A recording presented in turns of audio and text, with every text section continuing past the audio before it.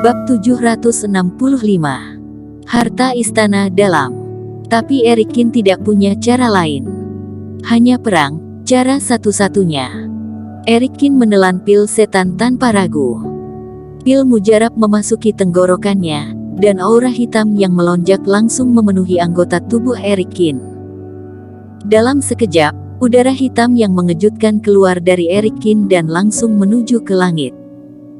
Langit tampaknya merasakan kekuatan yang bukan milik alam ini, awan gelap yang tak terhitung jumlahnya berkumpul, dan dunia menjadi redup. Di awan gelap, guntur dan kilat melintas. Kalau ini bukan di wilayah rahasia Sekte Guzong, khawatirnya sudah ada hukuman langit. Apa yang terjadi? Kedua putra suci yang saling bertikai juga merasakan perubahan yang terjadi. Mereka menundukkan kepala dan memandang curiga aura yang mengembang di bawah lubang besar. Keduanya mundur dan menghentikan serangan mereka terhadap Yezun dan si Brewok, dengan tatapan ketakutan yang kuat di mata mereka. Seperti kekuatan dari pil mujarab, Erikin ini meminum pil mujarab jenis tertentu. Kata putra suci, "Pil mujarab apa, bisa begitu menakjubkan?" Putra suci dari keluarga Feng itu terkejut. Dia merasakan aura Erikin, mendaki dari tingkat ketiga ke puncak tingkat ketiga, dan kemudian menembus tingkat keempat, dan ia masih tidak menunjukkan tanda-tanda bahwa dia akan berhenti. Tidak bisa membiarkan dia terus menerobos. Kedua putra suci itu kaget.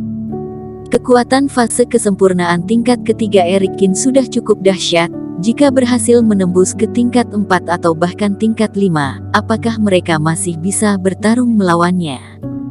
Bunuh dia. Sebelum dia benar-benar berhasil menerobos. Keduanya langsung mengambil keputusan. Putra suci keluarga Feng berkedip dengan penyesalan, dan tiba-tiba mengeluarkan harta roh layang-layang kertas. Dia menggigit ujung lidahnya dan memercikkan sedikit darah di atasnya, dan melihat bahwa layang-layang kertas ini mengikuti angin dan berubah menjadi elang raksasa yang terdiri dari roh angin yang tak terhitung jumlahnya. Elang raksasa itu menjerit ke langit, melebarkan sayapnya, dan bilah angin yang tak terhitung jumlahnya berkedip. Putra suci keluarga Cao juga memperlihatkan lengan kirinya, dengan tato naga hitam berkilauan di lengan kirinya. Tato itu bergerak, terpisah dari tubuhnya dalam sekejap mata, dan berubah menjadi tombak naga di tangannya. Keduanya mencoba yang terbaik dan langsung pergi ke Erikin. Si Brewok dan Yezun dengan sekuat tenaga menghentikannya. Namun, kedua pria itu melakukan gerakan mematikan dan menerbangkan mereka. Boom! Keduanya jatuh di bawah lubang besar, dan menemukan bahwa lokasi Erikin berada benar-benar gelap. Perisai hitam terbentuk di luar tubuh Erikin. Metode apa ini? Sepertinya itu adalah keahlian dari seorang ahli. Dia tampaknya berkembang di dalam. Kedua putra suci menahan napas dan memusatkan konsentrasi mereka, dan mereka mendengar sedikit detak jantung seperti berasal dari dalam cangkang telur hitam. Dan saat suara itu berangsur-angsur mengembang, aura terus-menerus naik. Mata kedua putra suci bersinar dengan niat membunuh, dan keduanya menembak pada saat yang sama, bilah angin dilontarkan, dan tombak naga itu hempaskan ke sana. Namun, cangkang telur hitam itu begitu kuat hingga sedikit bergetar saja, dan tidak terluka sedikit pun. Benda apa ini? Susah sekali ditembus. Kedua putra suci terkejut. Dua orang di fase kesempurnaan tingkat keempat seperti mereka tidak bisa menembus sebuah pelindung seperti itu. Aku tidak percaya kita tidak bisa menembus benda ini. Mereka meraung dan terus membombardir. Kamu kenapa masih bengong saja? Merasakan kultivasi Erikin yang menerobos ke puncak fase kesempurnaan tingkat keempat, putra suci keluarga Feng mengangkat kepalanya dengan cemas dan meraung ke arah Tuan Muda Sekte. Kultivasinya sudah ditingkatkan, apakah masih bisa dikalahkan? Putra suci keluarga Cao pun ikut berkata. Tuan Muda Sekte mengerutkan kening. Awalnya, kepribadiannya cukup sombong, tetapi dia merasa kultivasi Erikin terus meningkat. Bahkan dia juga berada di bawah tekanan. Manfaatkan kondisi sekarang ini untuk membunuhnya. Putra suci keluarga Feng meraung lagi. Tuan muda sekte menggertakkan giginya dan tiba-tiba turun ke bawah juga. Ketiganya menyerang cangkang telur hitam bersama-sama. Haha, aku belum pernah melihat orang yang begitu tidak tahu malu. Sesepuh keluarga Yun di samping tidak takut mati, dan mengejek beberapa orang itu. Seorang yang sudah sampai ke tingkat 6 ternyata takut pada tingkat keempat, ini sangat memalukan. 3 melawan 1, dan bahkan wajah dari keluarga dunia tersembunyi sudah benar-benar dipermalukan. Kamu mencari kematian. Putra suci keluarga Cao sangat marah. Kalau begitu kamu coba saja membunuhku, aku sudah tidak sabar menunggu. Sesepuh dari keluarga Yun tersenyum santai. Ayo bunuh kami, kalian sampah, sampah. Semua orang berteriak serempak. Anggota keluarga Yun juga ikut, berdiri di sisi lubang, terus-menerus menyindir.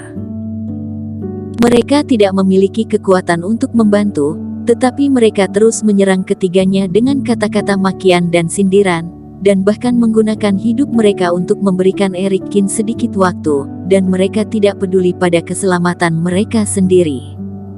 Mereka bertiga menjadi marah, tetapi mereka bahkan tidak punya waktu untuk membunuh anggota keluarga Yun itu lagi.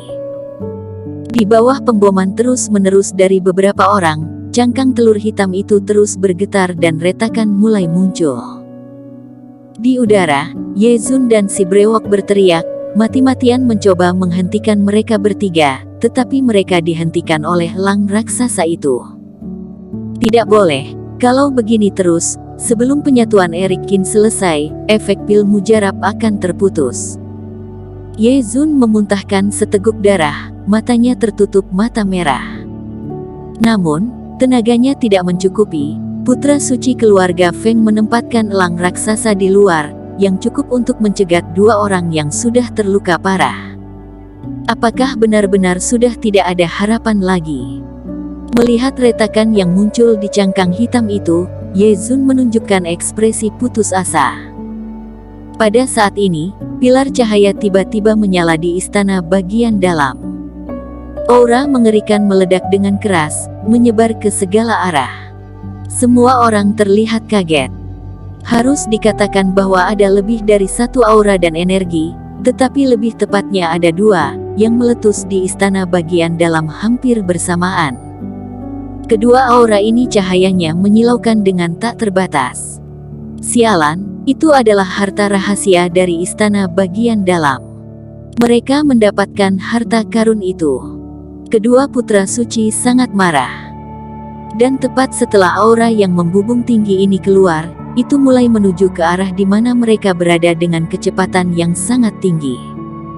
Setelah beberapa waktu, gadis suci dan Vinola Su terbang ke langit. Saat ini gadis suci memegang botol giok seukuran telapak tangan. Botol giok tersebut penuh reiki dan memancarkan pancaran cahaya suci yang melimpah. Aura tubuh Vinola Su seperti pedang tajam yang keluar dari sarungnya. Di matanya, pupilnya berwarna biru dan merah, dan 2 kecemerlangan itu terus mengalir, terlihat aneh dan tak terduga. Begitu keduanya muncul, mereka langsung bergegas ke dalam lubang dan menyelamatkan Eric Qin. Jangan takut, meskipun kedua orang ini telah mendapatkan harta karun, mereka baru saja mendapatkannya, dan kekuatan mereka tidak akan terlalu hebat. Tuan muda sekte berteriak, kalian berdua hentikan mereka, dan Eric Qin akan aku bereskan. Putra suci keluarga Feng dan keluarga Cao juga menenangkan pikiran mereka dan melompat untuk menghentikan keduanya yang baru saja menerobos. Minggir, ucap gadis suci.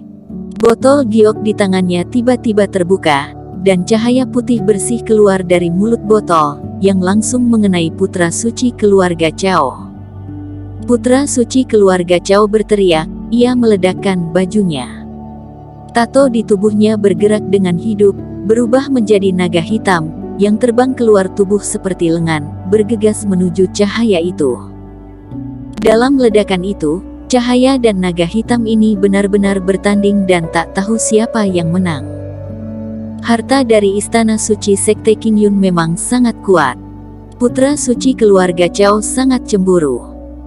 Cara Yun memang tidak sebagus dia sebelumnya, tapi sekarang dengan bantuan kekuatan dari harta karun tersebut, dia benar-benar bisa bertarung dengannya. Ini membuatnya semakin marah dengan Eric Qin.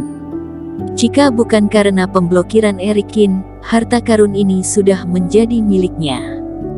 Bersambung. Terima kasih telah menonton video ini sampai akhir. Jangan lupa subscribe dan nantikan kisah episode selanjutnya hanya di Novel Story. Salam.